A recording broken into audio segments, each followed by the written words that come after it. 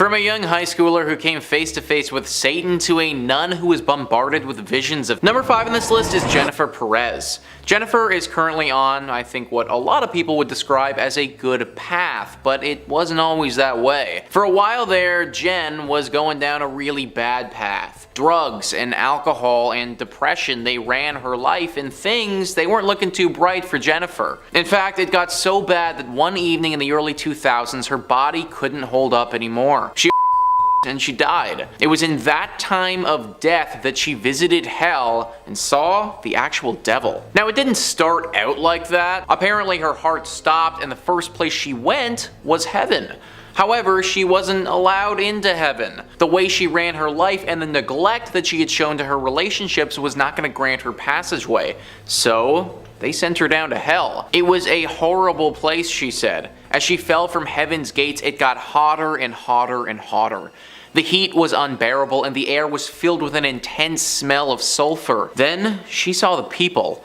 Thousands upon thousands of them getting brutally tortured by all kinds of demons in all kinds of horrific fashions. And at the heart of it all, a massive red creature who she assumed must have been the devil. Eyes glaring, watching over all of it, almost like the way Sauron watches over things in The Lord of the Rings. Before she hit the hot hellish ground though, she woke up. She was revived, and her life was saved. From that point on, she has completely changed her way of life and tried to do everything in her power to never end up in that horrible place again with the devil watching over all of it. I imagine that if I ever saw the devil up close and personal like that, I might change my way of living as well. Number 4 on this list is Sim Calpin. Sim Calpin is a Reddit user who believes that several years ago they saw a demon, or maybe even the devil, in their own home. They write, "When I was about 17, I woke up in the middle of the night thirsty and I went into the kitchen to get some water. When I walked into the kitchen and flipped on the light, I saw what I can only describe as a large golem-looking creature. It looked me in the face and then screeched, a noise I will never forget, and then crawled on the walls into the unlit part of the house. Well, I wasn't sleeping or dreaming. I ran into my room and turned on music and did not sleep the rest of the night. I've only told a handful of people about it, and yes,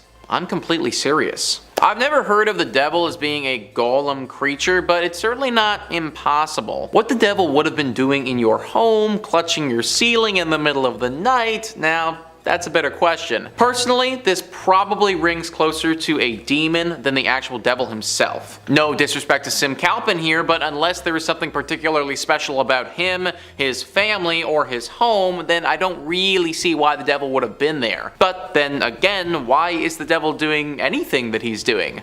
Why would a demon have been there? There are a lot of questions involved in this story, and obviously Sim wasn't in a position to be able to ask when he ran into this thing at the time. At least it stayed in the kitchen and didn't follow him upstairs. Number 3 on this list is Jesus Christ. Jesus Christ was a very real dude, and he definitely lived one heck of a life. Now, he may not have actually seen the devil necessarily, but he definitely saw hell and all of its horrible details. There's a text called the Apocalypse of Peter that is written by the disciple Peter and describes the divine visions that Christ had of hell. Wikipedia says, the work details both heavenly bliss for the saved and infernal punishments for the damned. In particular, the punishments are graphically described in a physical sense and generally correspond to lex talionis. Blasphemers are hung by their tongues, liars who bear false witness have their tongues set on fire eternally, callous rich people are made to wear rags and be pierced by sharp stones as would beggars, and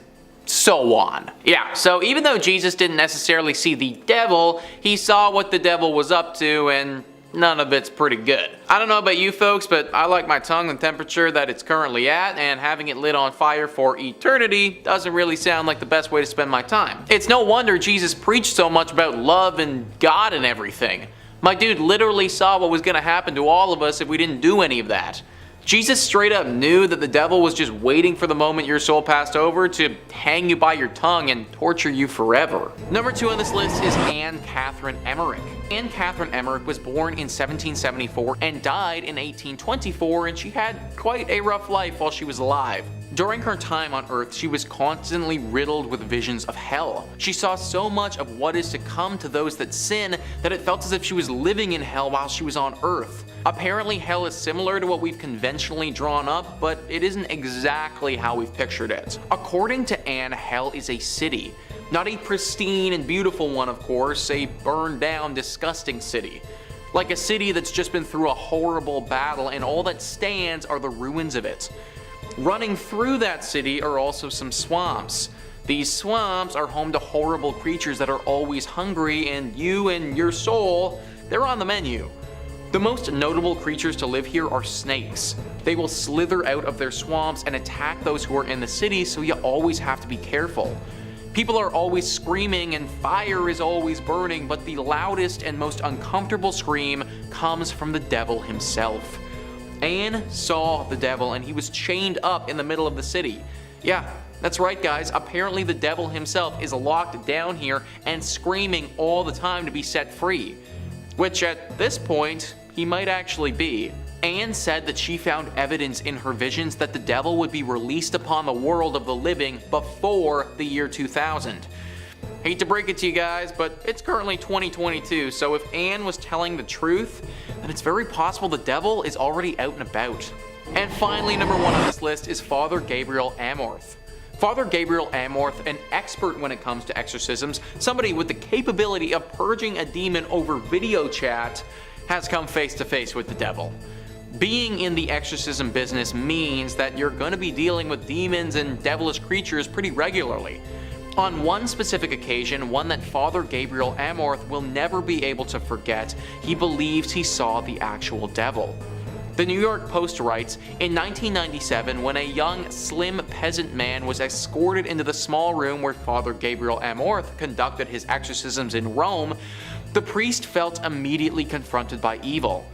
Amorth said he asked for the help of Jesus, and the young man began to curse and spit using English instead of his native Italian.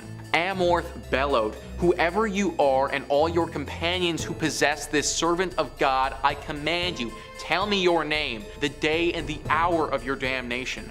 The man fixed him with a glare and snarled, "I am Lucifer." It was obviously at this point where Father Gabriel Amorth knew he was dealing with something pretty serious. The Post goes on to describe how, in return, the demon resumed his shrieks, making the possessed turn his head back and his eyes roll. He remained like this with his back arched for a quarter of an hour. As this continued, the room became extremely cold and ice crystals formed on the windows and the walls. As Amorth continually commanded the demon to leave the host, the young man's body stiffened so much that he became hard and began to levitate. For several minutes, he remained hovering 3 feet in the air. Finally, the man dropped into a chair. Amorth said he left for the day but continued to regularly visit the man and pray over him until he was met with no resistance. Amorth died back in 2016, but during his life he had performed tens of thousands of exorcisms. This is a man who has seen it all when it comes to demons and anything from hell. The fact that this one exorcism sticks out to him as being the moment he knew he'd seen the devil makes me believe it to be true. That overwhelming sense of evil that the room was filled with, I can't imagine how that must have felt. Part of me wants to know just so I can experience it as well, but as the father would go on to describe, moments like this when you come face to face with evil as dark as that, it changes you as a person forever. It happened to him, and I imagine if you or I saw the devil in person, it would happen to us as well. Starting off this countdown, we have the North Berwick Witches. North Berwick is a small town in Scotland where some of the most brutal and horrific witch trials took place. It all started during the reign of King James VI. While on his way to get his new bride in 1589, he encountered a series of disastrous storms. In fact, the storms were so bad that he was forced to head back home. He immediately thought that the storms were the work of witches. It didn't help that back then a rumor had started that a witch had sailed out on the River Forth to conjure up some storms. So from then on, King James was dead set on finding these witches. In fact, 70 to 200 women were accused of being witches. Most of them were tortured and then executed. Now, apparently during these trials, he did come across a number of women that admitted to being witches. They claimed that they had all made deals with the devil and were now under his command. They also claimed that they would use one of the churches there to hold their covens. They even said that this was the place where they had summoned the devil himself. In fact, this church was located right on the seafront, so James was like, aha! The perfect place to conjure up storms. All of you are guilty. As a result, these witches were strangled and then burnt at the stake. In our fourth spot today, we have Sabrina Spellman. Although she's a fictional character, Sabrina still deserves a spot on today's list. Without too many spoilers, the show The Chilling Adventures of Sabrina is about Sabrina, a teenage witch who on her 16th birthday has to sign her name in the Book of the Beast. Upon doing so, she makes a deal with Satan. She basically gives herself to him in exchange for magical powers. At first, Sabrina refused to do so because she didn't want to give up her mortal life, but later on she was forced into doing it in order to stop a number of evil forces that were murdering many of the townsfolk. Once she signed the book, she is forced to do Satan's bidding. She has to basically bow down to him and do whatever he instructs her to do. In return, Sabrina's magic became even stronger. In fact, she became the fourth witch in all of history to summon demonic blue hellfire, which was then used in order to fight off the Greendale 13. And for her to do that as a relatively new witch is very impressive. Later on in the show, we also realize that Miss Wardwell is evil and is using Sabrina so she can become the Queen of Hell. Sabrina's destiny took a dark shift as soon as she made a deal with the Dark Lord. Although all the witches in the series have signed this book, the Dark Lord specifically needed Sabrina to sign it. Her destiny is far more different than the other witches in the show. Have you guys watched the show? Let me know in the comments below. Honestly, I did, but after season 2,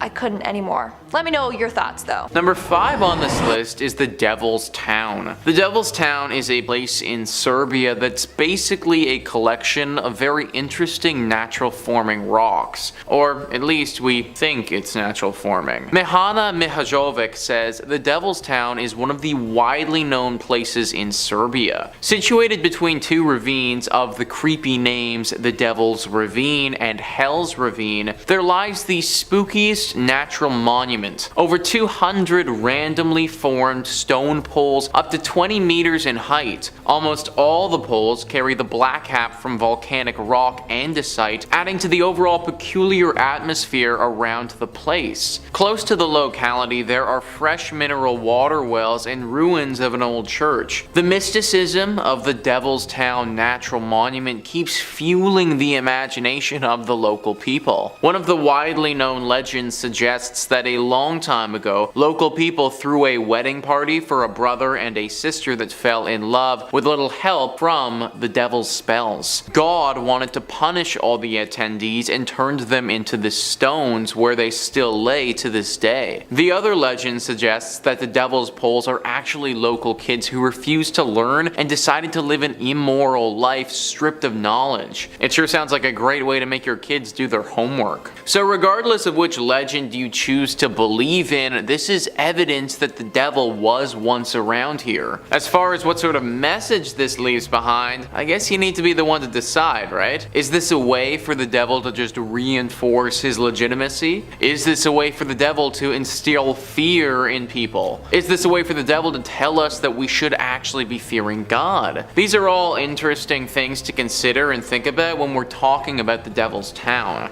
I will say something and give the devil a little credit. If these rocks were actually formed by him in some devilish activity, then honestly, nice work, man. They're very cool and made a strong push to become part of the 7 natural wonders of the world. Maybe people decided to leave them out of that list though, because promoting something created by the devil himself might not be the best idea. Comment down below what you guys think this weird and creepy formation of rocks could truly mean. Number 4 on this list is Hotel California. Hotel California is right up there as being one of rock's best songs ever. I feel like I have a very special connection to the Eagles classic because I remember in 10th grade or sometime in high school, I had to do a project breaking down a classic song and looking at the lyrics and really evaluating them. I decided to do mine on Hotel California, and it was through this project that I learned something very interesting about this piece of music. Hotel California may have been partly written by the devil. Thoman says it's not only on Halloween that you can expect the devil to be up to no good in the background. For example, with the super hit Hotel California by the Eagles, when played in reverse, the secret message says, "Satan, he hears this. He had me believe incredible or verifiable." Was the ruler of hell involved making the Eagles' greatest hits album the best-selling album of the 20th century in the US? Now, this is the message you get when you play it backwards, but you don't even need to play it backwards to get some pretty weird messages just listening to it in general. The whole song itself is a complete trip. One line in the song says, "This could be heaven or this could be hell." Another line says, "We are all just prisoners here of our own device." And finally, the song finishes by saying, "You can check out any time you like, but you can never leave." The whole song itself could be one big metaphor for hell, let alone the secret message in the song that you hear when you listen to it in reverse. What do you guys think? Was this actually the work from the devil? Number 3 on this list is the Devas. The Devas actually come from the religion Zoroastrianism and are part of that religion's demonic entities. If you're unfamiliar with that religion, then just know that it is one of the oldest religions ever and is still being practiced today. Well, there are tons of messages in scripture and artwork describing these demons that basically act as warning messages to all who may have the misfortune of running into them. Grunge says, traditionally Devas are thought to be the creation of Ahriman, an antagonist and equally powerful counterpart to the benevolent creator. In one of their religious texts, the Gathas, Devas are described as rejected gods with an affinity for evil who, for whatever reason, still hold sway with some followers. One of their chief character traits is an inability to discern truth from lies, making them at least psychologically adjacent and possibly directly related to most roommates that you've likely met on Craigslist. All kidding aside though, these things can be very, very dangerous, and many people believe that a lot of the work and scripture that talks about them, that was actually left behind from the devil. The purpose of doing this was to strike fear into people and make them start to distrust their fellow human. Number 2 on this list is Patrick Antle. Patrick had a horrifying encounter with a demon several years back when he was 17. He's 23 now, but it's taken him that long to even speak about the event that transpired. At the time, he lived with his parents in Cincinnati. One evening, Patrick decided to sneak out and go to a local high school party.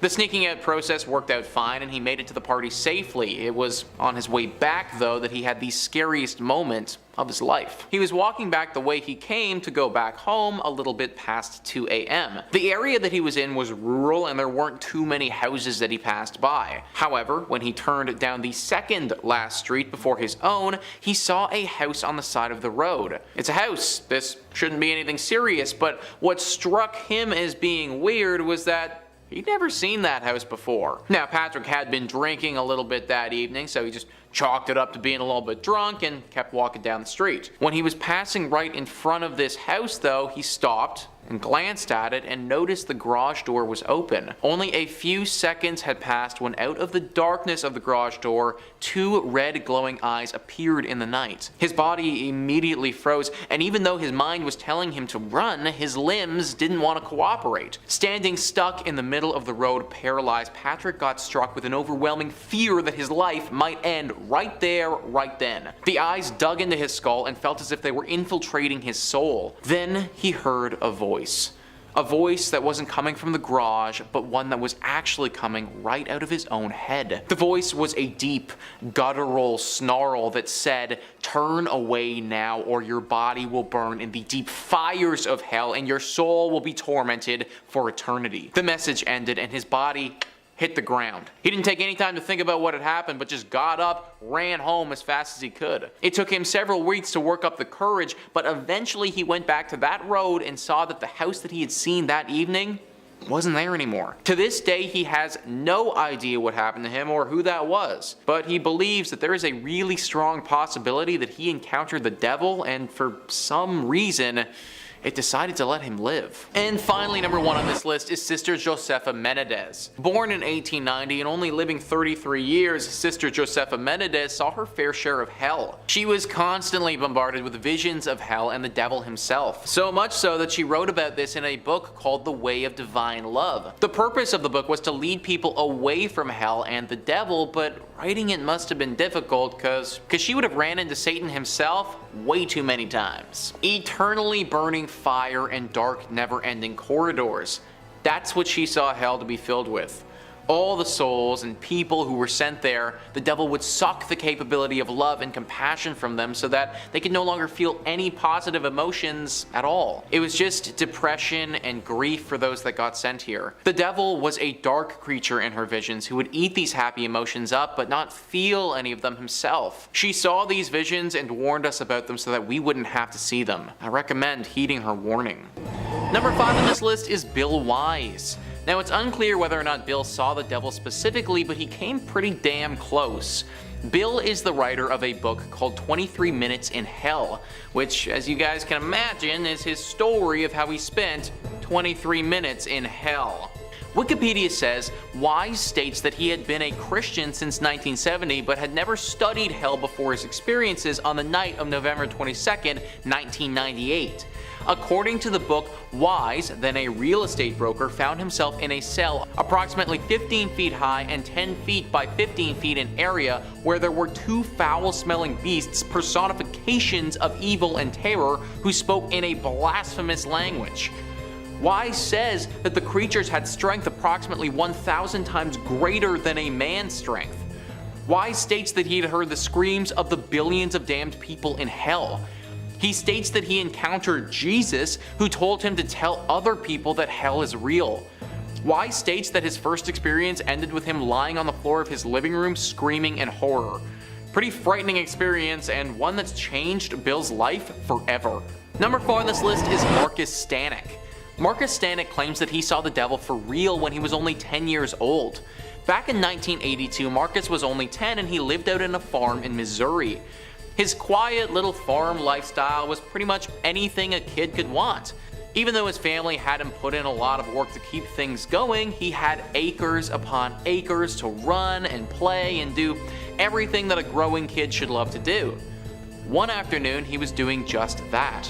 A few kilometers from the main farm was a forest. He would often go here when he had a long time to play. In that forest was a stream that cut through, and by the stream, Marcus had built himself a little fort, something that he had been working on all that summer. When he got there that day, though, it wasn't how he left it. He arrived to his fort in a chipper spirit, but quickly realized something wasn't quite right. His fort was ravaged, completely destroyed. It looked like something big had come through here and purposely wrecked it. And weirdest of all, there was this black liquid, almost sludge-looking substance that was on the remnants of his fort. He began to investigate, but suddenly everything went extremely cold. The air grew thick, and there was a massive presence that appeared. Roughly 10 feet in front of Marcus was a dark, shadowy creature with black robes on, levitating above the ground. Bright red eyes pointed out of its shadowy face. The second he made eye contact with the being, he was no longer in control of his actions. His body wasn't his anymore. He fought for a while and tried to resist, but his body couldn't hold up and he blacked out. He woke up to a flashlight in his face and his mother's frantic voice calling out to him. It was hours later and he had been laying in the forest completely out cold since the encounter. He told his family about it, but they didn't quite believe him. They thought it must have just been a big animal that had frightened him. Marcus always knew, though. That day, he had seen the devil in person, and for some reason, it had let him live. Number 3 on this list is The Vision of Tundale. The Vision of Tundale is actually a book that details the account of an Irish knight. This knight took a trip to hell for 2 days, and I can promise you aren't going to find his itinerary on TripAdvisor anytime soon. In his trip to hell, he discovered that the devil is clearly very hungry. The devil has it all laid out so that people are cooked into a stew. They're done so in many different ways, but the biggest method for cooking these humans is by throwing them into giant frying pans with hundreds of other humans and cooking them until they're burned to death. Think that's bad though? Well, it gets a lot worse, guys. There are demons that are constantly running around hell with the specific mission of harming and causing pain to the human souls. Killing them by cutting them into pieces and then using their powers to bring them back to life just so they can cut them into pieces again. It's brutal, and it's what this place is doing all the time. Then there's the actual devil himself, or what this Irish knight thinks could have been the devil. Acheron is this giant monster that eats thousands of humans at a time. He's so big that these humans just fall into the deep pit that's his stomach and then get eaten by other beasts that are down there. Vipers and creatures that live inside this devil's stomach and wait to feast on these humans. If Acheron truly is the devil, then I highly recommend enjoying your time on Earth, because what comes next doesn't sound like the best time, folks. 5. Michael Taylor. It's 1974, Yorkshire, England. Michael Taylor, age 31, father of 5 and husband to Christine Taylor. Michael was a well-mannered and caring father and husband. Michael, like anyone, became depressed from a back injury, left him short on work and seeming a little odd and off. After seeking religious advice and a one-on-one session at a local church, Michael started having outbursts and acting aggressively. Puzzled, he sought one-on-one sessions which turned ugly.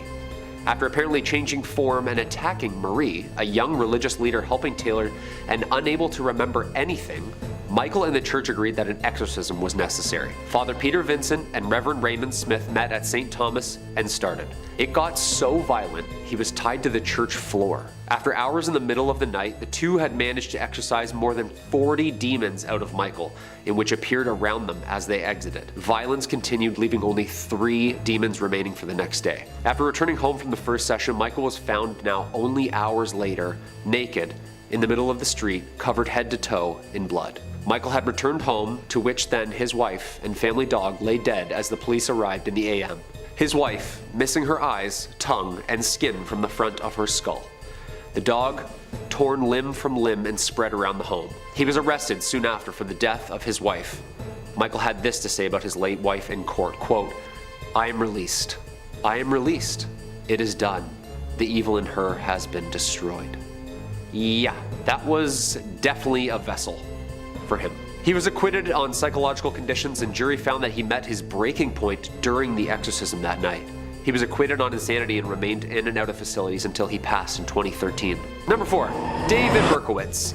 New York, 1976, and the police were busy on the search for a man shooting couples in the New York area, which had started to become a citywide phenomenon that summer. Brunette women with long hair frantically cut and dyed their hair blonde in fear. The .44 caliber killer was the title the press gave David in his earliest of assaults. After losing his job, David began to experience psychotic episodes and claimed that his neighbor's German shepherd had begun talking to him and eventually explained to David that he was a demon. He took the name after the pet's owner, Sam. It was this dog who ordered the killings by David and claims that the pet coaxed David into killing. David used this summer to shoot 8 people, resulting in 6 lives and the stabbings of 2 others. Using his .44 caliber bulldog revolver, David sent police on a wild goose chase around New York City with handwritten letters, David mocking the detectives with cryptic messages.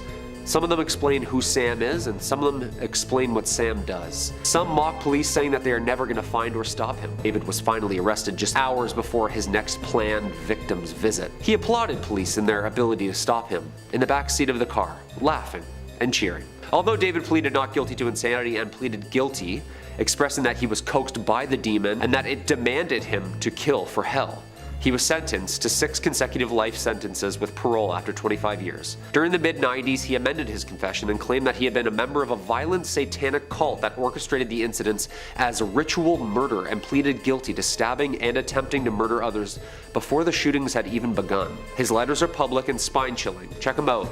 Real Riddler stuff. Quote, "I am the monster. I am Beelzebub. I am the chubby behemoth. Police, let me haunt you with this. I'll be back. I'll be back. Yours in murder, Mr. Monster. Okay, his violent spree led the legal system to create a new law called Son of Sam's Law, designed to create criminals from financially profiting from the publicity created by their crimes, which at the time, he was basically a celebrity. He remains in prison to this day. Moving on at number 3, we have Lilith. Now, the description of Lilith varies depending on your beliefs. In Jewish folklore, Lilith is a female demon. In Luciferian witchcraft and Luciferianism, Lilith is described as the consort of Samael. Other people believe that she is the wife of Satan, or that Lilith was the first wife of Adam. But she wasn't that obedient to him, and Adam didn't like that, so Lilith left. Then God made Eve, who was more obedient. Lilith became jealous and turned into the snake that made Eve take a bite from the apple. The two were banished from the Garden of Eden, and Lilith turned into a demon. Her main goal, to get revenge on all men. Then you have the people that believe Lilith is a child-killing witch. She wasn't able to conceive, so she was jealous of pregnant women and would go around killing them or stealing their babies. In this case, we are looking at the version in which Lilith is a witch, obviously. In this case, Lilith is working alongside Satan to do his dark bidding for him. Their deal is that if she's with him, then she will work for him. But she's not always obedient. In fact, she has gotten frisky with other men. In the TV series Supernatural, Lilith is depicted as a white-eyed, powerful demon. She is said to be the first human that made a deal with Satan and promised to serve him. As a result, she became the first demon. In the chilling adventures of Sabrina, we end up finding out that one of the characters, Miss Wardwell, is actually Lilith. She is referred to as Satan's concubine and the mother of demons, and of course, she's a witch. In fact, she is said to be the first witch in existence. She made a deal with Satan, or the Dark Lord. According to her story, she was wandering the wasteland aimlessly when she encountered Lucifer, the fallen angel. She made a deal to heal the wounds caused by the loss of his wings, if he in return helped her. She then pledged allegiance to him and became his handmaiden. In the end, Lilith wants to become his queen, which is why she goes to the extreme lengths to do whatever he tells her to do. Moving on to number 2, we have Sarah Good. Now, if you have seen the Fear Street trilogy on Netflix, then chances are you might be a little familiar with this story. The movie was loosely based off of the real witch, Sarah Good, but in the movie they changed her name to Sarah Fear. So Sarah was one of the first 3 women that were accused of witchcraft. It was her, Sarah Osborne, and Tituba. These 2 other ladies were said to be real witches, and when they were accused, they brought forth Sarah Good's name, saying that she was a witch too. Little tattletalers. The townspeople were quick to believe this because Sarah never attended church. She lacked self-discipline and self-control, and she was 38, but apparently she looked like she was 70. That, combined with the other ladies' testimonies, had everyone against her. In fact, apparently when she was brought in front of the court, a number of witnesses began to twitch and rock back and forth and moan. So they were all like, damn, she's definitely a witch. Look at what she's doing to the people that accused her of being one. Not only that, but her own husband and daughter even admitted to Sarah being a witch as well. And then things kept getting worse and worse for her. At one point in her trial, one of the accusers started acting out and claimed that Sarah attacked her with a knife. In the end, of course, she was found guilty of witchcraft and was sentenced to death. But just before her death, she made a deal with the devil to curse a priest. She said, and I quote, "I am no more a witch than you are a wizard, and if you take my life, God will give you blood to drink." Now, when she died, apparently the priest and his land both became cursed, just like Sarah claimed it would. To this day, it's said that Sarah continues to haunt the town, searching for those that have wronged her. And in our number 1 spot today, we have the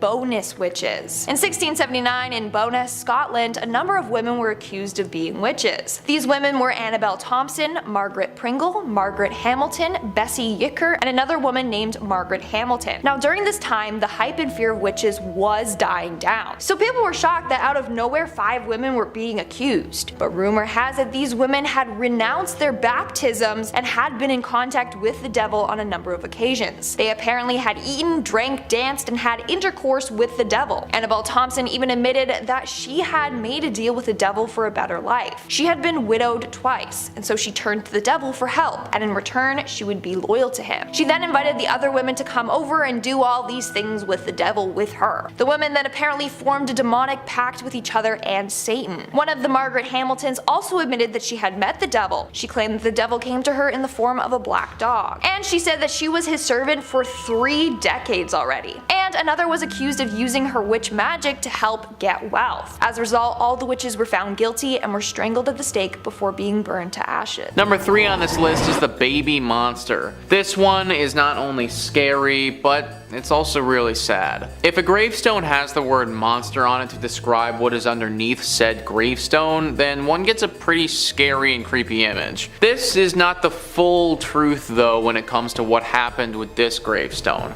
Creepy says this tombstone was inscribed in a time when the word monster was often used to describe a person with serious deformities in any form. Considering that, and also the short span of time for which the baby lived, it can be theorized that the baby was severely deformed and could not live for very long. The death of said individual is not certain, and it's intriguing to know that no real name was given to this baby. When this child would have been buried, you have to imagine that it would have been in an era where whatever deformities it did have wouldn't have been understood. People may have suspected the devil or some demonic presence to have caused what happened here. The sad truth is that this was a kid just like anyone else who just kinda got a little bit unlucky at birth. Back in this day, that sort of unluckiness though wouldn't have been accepted or tolerated. So in this case, we're just left with a really creepy gravestone that should make us all very thankful that we were born in this era and not back then when this sort of stuff would happen. Number 2 on this list is the Unforgiving Society. This next one should make you very happy that you live in the time period that you do now, but also make you think a lot about some of the recent political shifts going on in the United States. Creepy says this tombstone is of a girl who died a sad death. She passed away in very unfortunate circumstances. She was impregnated before marriage, after which she struggled to get an abortion for her parents' honor. When making her tombstone, the creators could not help but feel guilt for her story. The words on the tombstone describe how unfair and unforgiving the cruel society had been to her. Now the tombstone actually reads, Kate McCormick, seduced and pregnant by her father's friend. Unwed, she died from abortion, her only choice. Abandoned in life and death by family, with but a single rose from her mother. Buried only through the kindness of unknown benefactors. Died February 1875, age 21.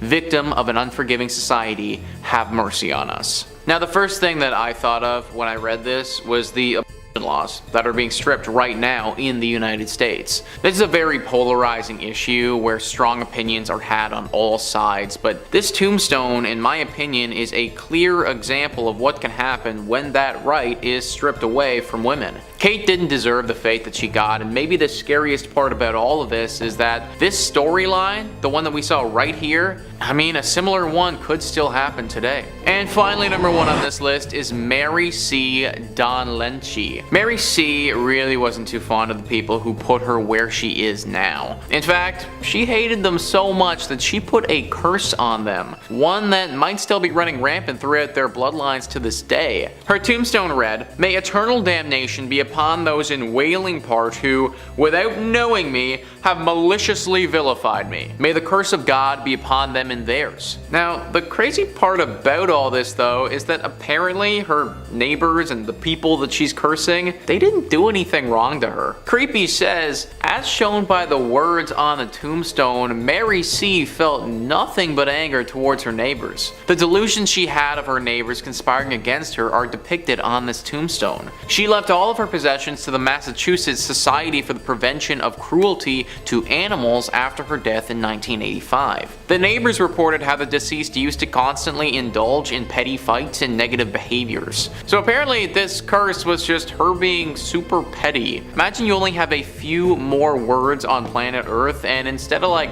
telling your family you love them and stuff, you decide to curse your neighbors who literally did nothing wrong to you. This curse hasn't been super effective though, which is a good thing. Apparently some of the members of the cursed family have noticed something every now and again, but nothing too major that should make anybody freak out. Still though, really hoping that I don't become my neighbor's punching bag and get cursed from beyond the grave for literally nothing. Number 5, Niccolò Paganini. The first up on our list today of people who summoned the devil or a demon demon of some kind, is Niccolo Paganini, who was once called the Devil's Violinist, which is quite the nickname. Looks great on a resume. I didn't know the devil really hired out help like that. Paganini, which does sound a bit like a delicious sandwich, was born in 1782 in Genoa, Italy. Under his father's influence, he was given lessons by renowned violinists, quickly becoming a prodigy. His musical talents were praised, and he was given all manner of scholarships. He had his first performance at 11, and by age 15, he was already touring around Italy performing, just in case you needed something to compare yourself to and feel bad about your own achievements. Don't feel bad. I'm 26, I haven't toured Italy once. He was particularly well known for being able to perform recitals without sheet music. He memorized everything and was apparently able to play 12 notes a second at an inhuman speed. Now, while this could be explained by the fact that he'd been raised to play the violin in a Spartan-like upbringing, locals around Genoa began to whisper and tell stories of how he must have sold his soul to be able to play the violin like that. It also didn't help much that Niccolo's pale, lanky, and quite ghost-like appearance made people a bit suspicious of the guy. I get it, as someone who's very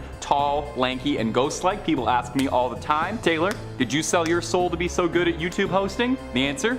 Yes. Paganini was a striking man with hollow cheeks, pale skin, and very long, thin fingers, which did not calm any of these rumors down. These things plagued his reputation, with people claiming outlandish things, saying they'd seen him with hooves, they'd seen him talking to the devil. Some say his violin was made out of the intestines of a woman he'd slain, and her soul was trapped in his violin, which I guess would make it sound beautiful? Now, in the end, Paganini would contract tuberculosis, and found himself getting weaker and weaker as the months and years went by. Before his death, he turned away last rites from a Catholic priest, saying he didn't need him because he wasn't going to die. He would pass shortly after. Was it because he'd already made his last rites with Satan, or was he just confident? It's up to you to decide. And if you're looking for more freaky stories of demonic possession, exorcisms, and all that jazz, we've got loads of that on the channel. If ghosts and goblins ain't your jam, we've got cryptids, conspiracies, aliens, government cover-ups, basically anything scary above or under the sun, we've covered it more than a few times. So click on through, hit that bell to not miss a single scream, but please, do that at the end of this video, okay? We got way more scary stories coming up for you. Number 4, Latoya Ammons. Our next entry on this list is Latoya Ammons and her mother Rosa Campbell, involving an infamous haunting that is sometimes referred to as the 200 Demon House or the Demon House. That's a lot of demons. A family moved into a new house in Gary, Indiana, only to quickly discover that the house already had plenty of residents. They claimed that black flies would swarm the porch every single day in December in a climate that should reasonably have had them die off. Mother Rosa Campbell claims she heard footsteps in the basement and doors creaking, and witnessed a shadowy specter of a man pacing around her living room, claiming he was leaving behind boot prints. Now that's pretty scary. But the most wild claim was that this spirit man once choked her directly. Rosa's daughter Latoya claimed that she levitated above her daughter while unconscious during a sleepover, leading to her friend praying for her safety until she returned to the ground. Another wild incident describes an unknown force pushing the son of the family firmly into a wall, with a voice in the back of his head screaming, "It's time to die." Strangely, the family didn't decide to, burn the house down and move out and change state lines, but instead reached out to their family physician. You know the old saying, when there's something strange, who are you gonna call? Your local general practitioner. Well, the doc visited the house and noted that he thought the behavior of the family was delusional. So the family went to Father Michael Maganote in 2012, who was called in to perform an exorcism. He believed the family had unintentionally summoned a demon and were being tormented by hundreds of demons. And the real estate agent didn't mention that, did he? In the end, the father exorcised the house, and the Ammons family moved to Indianapolis in peace, where they now await a movie deal from 20th Century Fox, I'm certain. Number 2 on this list is the Blood Falls. Once again, we have a naturally occurring wonder that people believe is actually a hidden message from the devil. Let me tell you the geological explanation of this, and then I'll tell you the possible demonic explanation. Atlas Obscura says, roughly 2 million years ago, the Taylor Glacier sealed beneath it a small body of water, which contained an ancient community of microbes. Trapped below a thick layer of ice, they have remained there ever since, isolated located inside a natural time capsule, evolving independently of the rest of the living world. These microbes exist in a place with no light or free oxygen and little heat, and are essentially the definition of primordial ooze. The trapped lake has very high salinity and is rich in iron, which is what gives the waterfall its red color. A fissure in the glacier allows the subglacial lake to flow out, forming the falls without contaminating the ecosystem within. So that's the geological explanation. The one involving the devil isn't as calm and cool though. This legend says that a man died and was sent to hell. Now he got there and obviously didn't love where he was. The man was continuously tortured and mistreated, as we can all expect from being in hell. Well, apparently this particular man wasn't about staying here forever. One day he attempted a daring escape and actually made it pretty far. He found a gateway between hell and the natural world. This gateway led directly to Antarctica, where the falls are now. He made it back to our physical world, but then the devil showed up. The devil brutally mutilated and cut the man to pieces, creating a waterfall of blood. The devil then sealed this blood in ice as a warning and message to everyone left on Earth never to attempt to go in or out of hell. Finally, number 1 on this list is the Codex Gigas. This book often makes all of our lists when we're talking about the most haunted or most cursed books ever, and rightfully so. This book, written many years ago, was literally by the hand of the devil. Mental Floss says the book's sinister reputation stems from a full-color portrait of the devil contained in its pages and a legend about how the image got there. According to folklore, the book is the work of a monk, possibly Hermanus Heremitas or Herman the Recluse, who had broken his vows and been sentenced to be walled up alive in the monastery. He struck a deal to save himself. If, over the course of a single night, he could write a book containing all the world's knowledge, his life would be spared. When he realized the task was impossible, the monk sold his soul to the devil, who helped him finish the book and signed it with the now infamous portrait. Now, I'd love to tell you guys what message the devil left for us in here, but that would require me to read the book myself, which I have absolutely no intention of ever doing. Legends have been told of people becoming insane and losing their minds and all sense of reality after reading it. So, even if I did read it with the intention of relaying the messages to you guys, I don't know if I'd even be capable of doing so. It's been kept in Sweden's National Library and has been there for several hundred years if you guys wanted to go and give it a read. I don't recommend it. Number 5 on this list is the Panama 7. The following story happened only a few years ago and is a horrifying tale where 7 people in Panama were found dead from a terrifying ritual. The BBC writes 10 people have been arrested on suspicion of murder. The suspects and all victims were thought to belong to the Nagobi indigenous community. The grave was discovered after 3 villagers escaped and made their way to a local hospital last weekend, prosecutor Rafael Baloy said. They then alerted authorities about several families being held by an indigenous-run sect. On Wednesday, police raided the community located in a jungle region in northwest Panama, some 250 kilometers from the capital Panama City. They were performing a ritual inside the structure. In that ritual, there were people being held against their will, being mistreated, said Mr. Balois. All of these rites were aimed at killing them if they didn't repent their sins. Inside the makeshift church, officers found a naked woman, machetes, knives, and a ritually sacrificed goat, Mr. Balois said. The site was controlled by a religious sect called the New Light of God,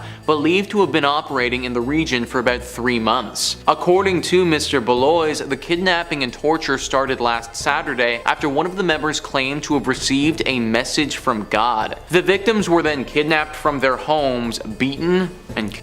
So let me ask you guys, does that sound like something that God would tell you to do? Gather up a bunch of people, hold them against their will, and torture and kill them? To me, if any sort of entity was to tell you to do something like that, then that would be a demon or maybe the devil. Maybe that demonic entity would portray themselves as God or someone else, but I don't know what type of God would do something like this. To be completely honest, folks, I'm really not a religious person, so when I I hear something like this, I believe that this was the work of people who were extremely sick or misguided. But I can guarantee to them, they probably really felt like they were acting as the vessel for some higher being. I think in this instance though, they really did misjudge who that higher being was. This happened literally back in 2020 as well, guys, so really not that long ago. My heart truly does go out to the people that were killed and to the families of those who were taken way too soon. Number 4 on this list is The Devil Made Me Do It. This famous Ed and Lorraine case may be the best example of when someone tried to claim a demonic possession led to a crime. The case is centered around a young man named Oren Cheyenne Johnson and the man that he murdered, a 40-year-old named Alan Bono. Mental Floss says there was no question that Johnson killed Bono. However, his defense attorney, 33-year-old Martin Minella, planned to argue that the 19-year-old was not guilty by virtue of demonic possession. Ahead of the trial, Minella pled his case through the media, giving interviews to major press outlets. The courts have dealt with the existence of God, and now they'll be asked to deal with the existence of the demonic spirit, Minella told People. The day after Johnson was arrested, Lorraine Warren called the Brookfield police and blamed the killing on a demon. Johnson didn't actually say the devil made him do it, he only claimed that he didn't remember stabbing Bono. However, according to the testimony of an officer on the scene, Johnson did tell the police, "I think I hurt someone." Now, this defense didn't actually work out for Johnson. He was inevitably convicted of first-degree manslaughter and sentenced to 10 to 20 years in prison. However, he didn't serve nearly that many and was released after less than 5 years for being a really good prisoner. In my opinion, I kind of doubt that this guy was actually under the influence of a demonic possession, and clearly the jury, they felt the same way. That being said though, he did seem pretty committed to that story during the trial, so I suppose it's something to consider. Number 3. Herbert Mullen. 1970s again. At the exact same time, in the same area, police had 2 serial killers to keep up with: Herbert Mullen and Edmund Kemper. No relationship to each other or each other's cases. Mullen was a paranoid schizophrenic in and out of mental health facilities in California during his teens. Mullen then kills 14 people during a 4-month period due to, quote, the impending natural disaster that would happen if he didn't. Mullen was convinced that the voice in his head he was hearing was telepathic. Mullen claims the voice of the Father had explained that the Vietnam War acted as a giant sacrifice that saved us from an earthquake and another one was coming soon. Constantly hearing the man's voice named the Father, encouraging him to gain more blood sacrifices, Mullen bludgeoned a man to death with a baseball bat. Mullen claims that the man was actually Jonah from the Bible and was begging him to sacrifice himself to Mullen. He then murdered a woman in the front seat of his car before dismembering her in a nearby park. Yeah, this is real satanic stuff, I told you. His third victim, a priest that he was confessing to in a Catholic church. Mullen says the priest claims to have telepathically begged him to sacrifice his life for the cause. Mullen then killed 5 people in one day. He claims that all the victims telepathically begged to be sacrificed as a good deed to the Father. Herbert Mullen remains in custody, and who was the father who kept talking to him through all of these people? Number 2, Richard Ramirez. This next guy is really nasty and deserves to be in the second spot. 13 counts of murder, 5 attempted murders, 11 assaults, and 14 burglaries. Sounds like a hell of a guy. The Night Stalker. Charming name for what this man did. Born in Texas, his older brother went to Vietnam and returned with some pretty gruesome stories and some pretty gruesome visuals. The young Ramirez, soaking all of this up, grows up obsessed with the satanic occult and fascinated. He made various references to Satan during his legal proceedings. His trial began in 1989 and he was convicted of 13 murders and a variety of other crimes. Nearly 2 months later, he was sentenced to death, with the judge stating that his crimes showed, quote, cruelty, callousness, and viciousness beyond any human understanding. And the worst part was that he made most of his victims pray to Satan and swear on Satan that they were going to tell him the truth, whatever he asked. I'm not really going to get into the sick details of really what this man did, nor will I with the number 1 spot, but it involved hammers, machetes, ropes, knives, guns, you name it, anything violent. He was an absolute nasty creature that liked to torture his victims and really drive the satanic love for you-know-who. First responders would have taken pictures of numerous satanic symbols drawn on the walls in almost a ritualistic reenactment. He was captured by the use of the huge media surrounding his story on the way to take his next victim's life. His trial was truly a disgusting display of media attention, one of the most expensive court cases to date, losing only to O.J. Simpson. He screamed "Hail Satan" at his hearing and flashed self-harm pentagrams. He died of cancer in 2013. This guy must have signed some sort of book for you-know-who. Coming in at number 1, Charles Manson. Okay, so most of us are all familiar with this man and his famous case amongst American pop culture. Ramirez was said to have been a copycat of this man, and I can see why with all the satanicness. California in the late 1960s. A criminal, musician, and a victim of LSD studies, Charles Manson would go on to start and lead the Manson family cult. A small religious group with unclear motives but lost souls and a ton of drugs, and a father to now a family. In summer 1969, some of the cult members committed murders in LA. Apparently Manson had ordered his followers to kill the people who had lived at the address he had given them for their initiation. The murder of actress Sharon Tate and 4 others in her home on August 8th and 9th, including the LaBiancas the next day. Another 2 victims. 4 members of the family committed the murders under Manson's instructions and satanic offering. Manson apparently heard voices that there was going to be a race war brought on by religious disputes, and that these killings were an offering to who exactly?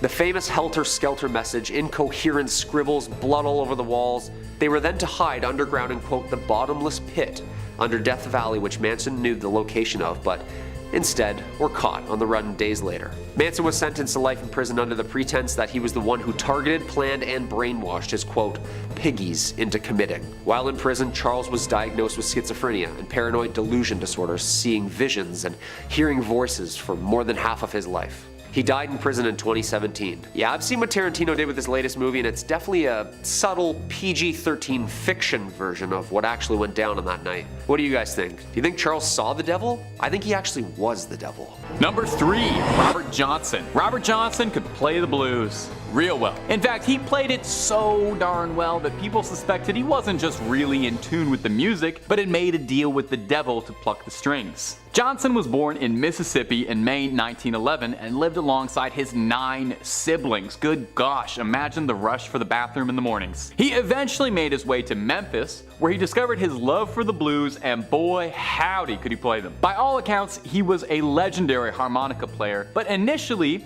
his friends would describe him as a pretty lousy guitarist. Well, practice makes perfect, right? Well, practice and demonic transaction. Because the story goes that Johnson would disappear for a few weeks entirely and buried his guitar at the crossroads of the now famous Highways 49 and 61 in Clarksdale, Mississippi, where the devil retuned his instrument and blessed his hands with the unnatural skills that made him a legend. When he started playing again, he was an overnight master of the blues. Now, unfortunately, the blues is born out of tragedy, and Robert Johnson was sadly no different. He passed away at the fairly early age of 27, the infamous age in which rock stars and famous musicians are purported to die with an alarming regularity. Amy Winehouse, Kurt Cobain, to rattle off a few. What makes this particular death odd, though, is how few details exist. His death was never reported, no autopsy ever performed, no cause ever given. The only thing we have to go on is local folklore. One in particular tells the story of Johnson playing at a country dance,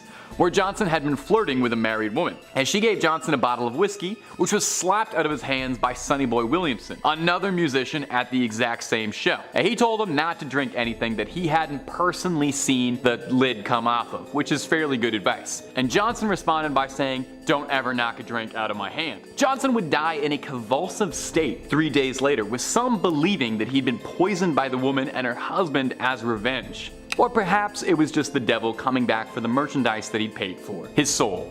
Number 2, Agrippa. Heinrich Cornelius Agrippa was a scholar living in the 15th century with one of the coolest names ever. Corny Agrippa. Agrippa devoted his life to writing about the occult. Now, I can freely talk to you about the occult, the devil, and all manner of blasphemous heretical things, but things haven't always been so liberal. And way back when, even so much of breathing about the devil was tantamount to sinning, so Agrippa was not a man without controversy. He wrote of the devil in great, intricate detail. His books would include information breaking down exactly how witches cast spells and perform incantations and rituals, and even shared where they get all of their cool outfits, big hats, and big stomping boots. It's mostly Hot Topic and doll skill. So where did Agrippa get all of this information?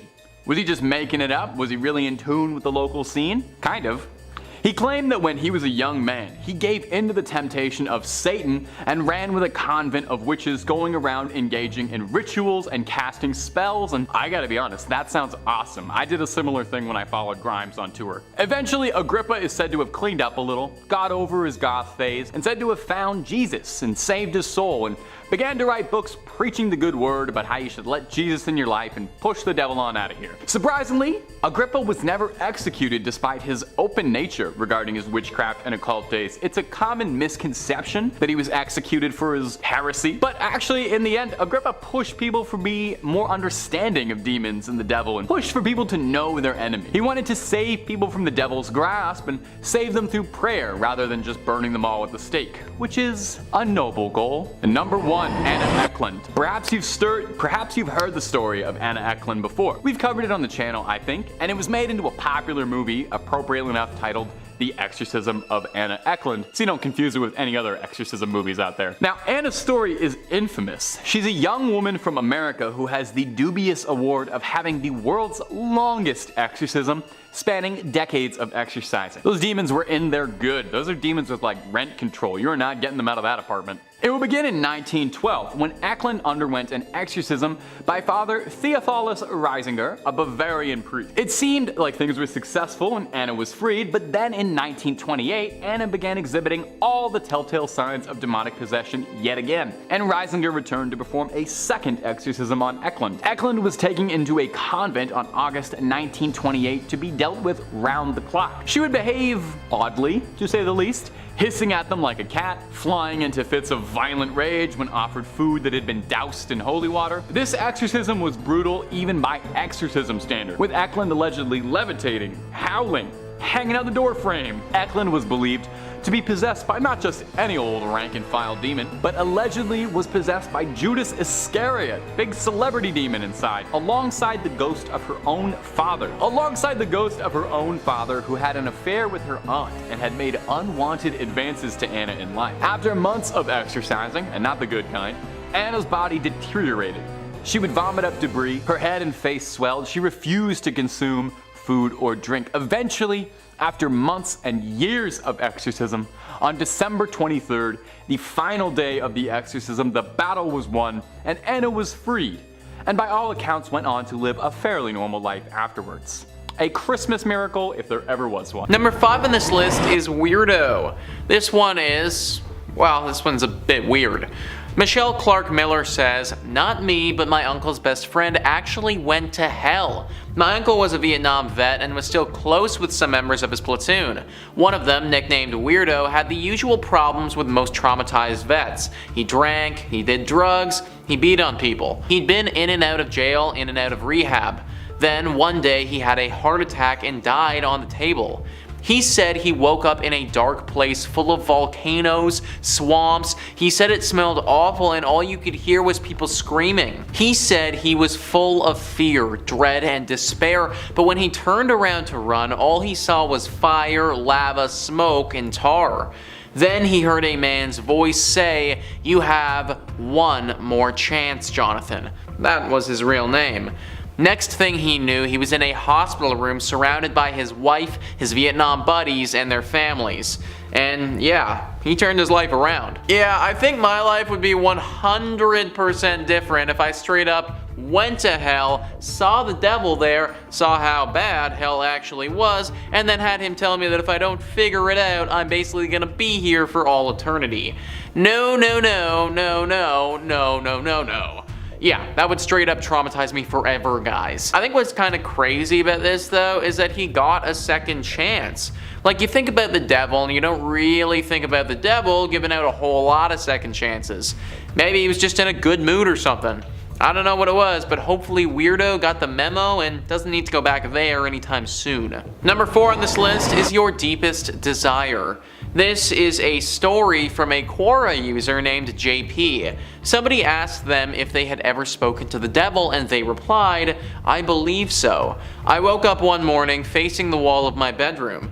Bed was pushed up against the wall. Rolled over the other direction, and there standing in front of me was a guy just standing there, wearing a suit, very typical of a well-dressed businessman. I was going through a rough time, personal stuff. He says one thing to me: "I can give you what you want." All while this is going on, I felt no worries or fear. It seemed oddly normal. My answer was, and still is, no. I did know what he was offering. I wanted it, but not for free. I had no belief one way or another about God at the time. I wouldn't say I didn't believe, I just never put much thought into religion. I can now say without a doubt God exists. Not because I've seen him or met him, but because I've met his enemy. My life has never been the same. I feel now without any choice of my own. I live with one foot in the spirit and one foot in the real world. Wish I could go back to being ignorant. And for that reason alone, I am happy to have never faced the devil head on like JP has. All innocence is gone from you after you see and hear something like that. Now you know that everything you do, you are being watched by the devil and also by God too. Pretty scary thing to wake up to there. Number 3 on this list is Manuel Vela. Several years ago, Manuel Vela killed his pregnant girlfriend. It was a brutal murder and an incident which climaxed in a police chase where he was finally captured. Many people obviously asked the question, why? And the answer may shock you. The Mystique says Vela told the interviewers that the murder of his girlfriend and her child were part of a religious and political statement. He was possibly trying to enlighten the crowd of his opinion on pro-life ideologies. However, it seemed like his motivation behind the murders wasn't just politically backed. He went on to say how he is the Antichrist and the voices in his head guided him on what to do. Many of his analogies were akin to things that have happened in the history of Christianity. Vela literally believed that he was the Antichrist, guys. That sounds like a pretty textbook example of a demonic possession to me. At this point, Vela's competency to stand trial was in question and a hearing needed to be done. Manuel never actually made it to the hearing though, because in January 2017, authorities found him dead in his cell. He had taken his own life. Number 2 on this list is the Son of Sam. The Son of Sam was a killer that caused one of the biggest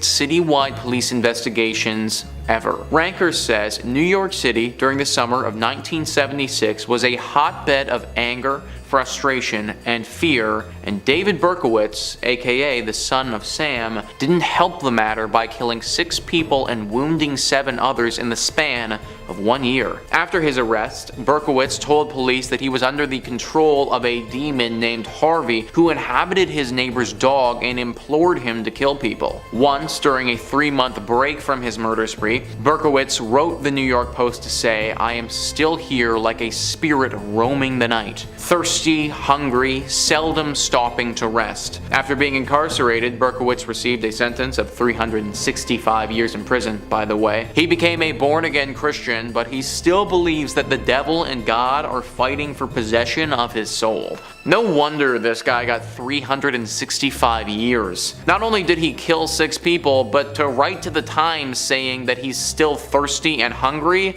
yeah, this is clearly a man that needs to be kept behind bars for literally ever. Once again, I want to stress the fact here that I'm not a religious man personally. When I hear a story like this, I believe that it's far more likely that the Son of Sam was just truly mentally unstable and probably in need of some very serious help. He truly believed, though, that a demon had called upon him and was using his body as a vessel for evil. We may never know what truly caused him to do this, but at least he's locked up for good and won't be doing it again anytime soon. And finally, number 1 on this list is Michael Taylor. Several decades ago, Taylor was apparently possessed by a horrible demon, and this time it really got the better of him. Ranker says in 1974, Michael Taylor was just a simple butcher living in Ossett, England, who was suddenly overcome by an evil spirit. He had an exorcism performed on October 5th and 6th of 1974, and while it went okay, the priests weren't able to expel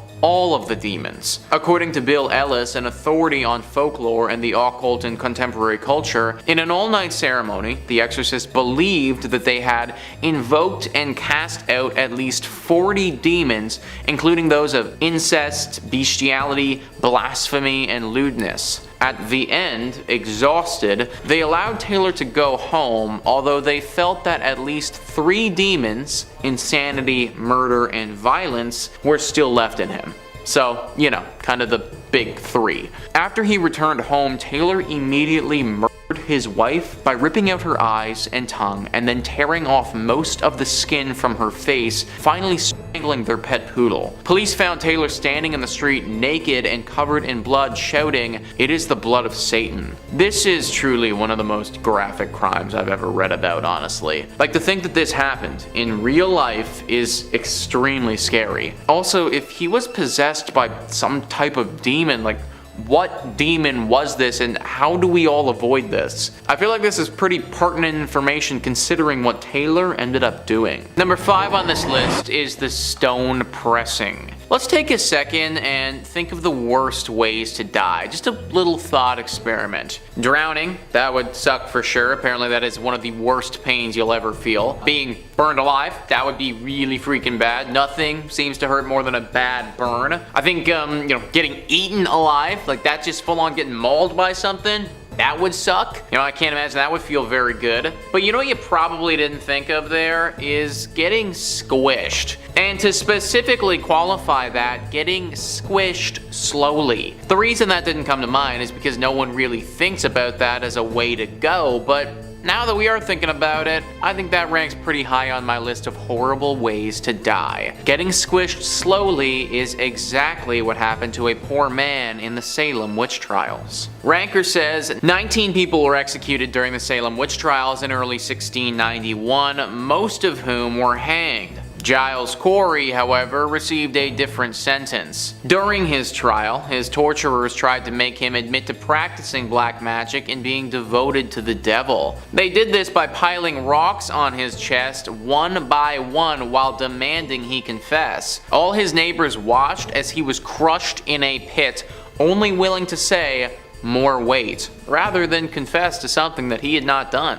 These proved to be his final words before he was pressed to death and was buried in an unmarked grave. Imagine just walking out your door one day, minding your own business, then getting taken away by the authorities, accused of something that you probably have absolutely no knowledge of, and then found guilty of that said thing. Then, as your punishment for that crime that you didn't do, you get taken to the public square and all of your neighbors and friends come out to watch as you get rocks slowly piled onto your body, eventually resulting in all of your bones to break and your internal organs to burst. Yeah.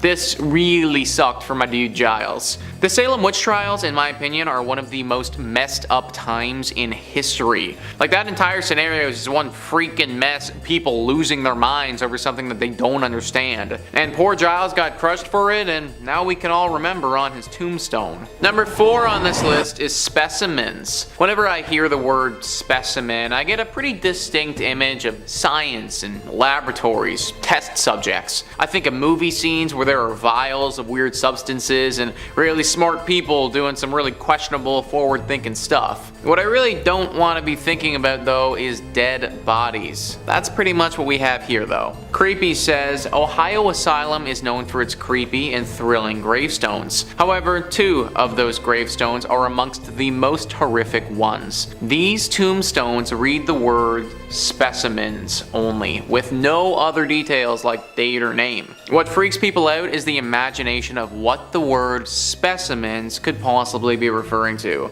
What are these specimens of? Many theories have been made. Specimens of body parts of the deceased or bodies of on whom the untested medications were tested. We always knew that the old asylums were bad news, but this is taking it to another level. Like, old asylums back in the day would run some very questionable experiments against people's wills and do things that they never should have done. This was also absolutely ridiculous because the whole point of these places should have been to help people who are dealing with mental issues. Even after all of this though, I never would have thought that it would have gotten to this. To be sent to this place, and then later, after having had multiple experiments done on you that your body probably didn't respond well to then be reduced to a small box buried outside that reads specimens on it. To not even have a name anymore, but just to be considered a failed science experiment. This is some super sick and twisted stuff right here, guys, and it's part of the reason why asylums were feared for so long. Number 3 on this list is the purple golf cart.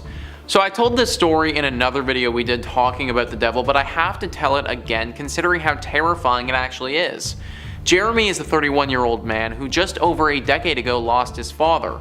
On that day, the one of the death though, he received a crazy message, one that haunts him to this day. It was early in the morning and Jeremy was on his way to work. His phone rang, he didn't know the number. Jeremy picked it up. He said hello. No response, the line was flat. He could tell that someone was on the other end, but they didn't say anything back. He said hello again. Nothing. He thinks, okay, butt dial, and is about to hang up when a muffled voice comes up. The voice sounded identical to his father's. His father's voice was soft and there was something wrong. It almost felt as if his father was being forced to speak. He told Jeremy to beware of the purple golf cart and that if he saw it, it meant that he was going straight to hell. Before Jeremy could ask any questions, a loud maniacal laugh was heard over the receiver and the phone hung up. He was rightfully freaked out at this point, so he quickly dialed up to his dad. No answer. Then he called his mother. She picked up and he heard sobbing. She told him that she was just about to call him and that his father had just died. He was out on the golf course driving around a purple golf cart and the cart's brakes stopped working. He accidentally drove straight off of a cliff. From that day forward, Jeremy is a full believer in the devil and in hell.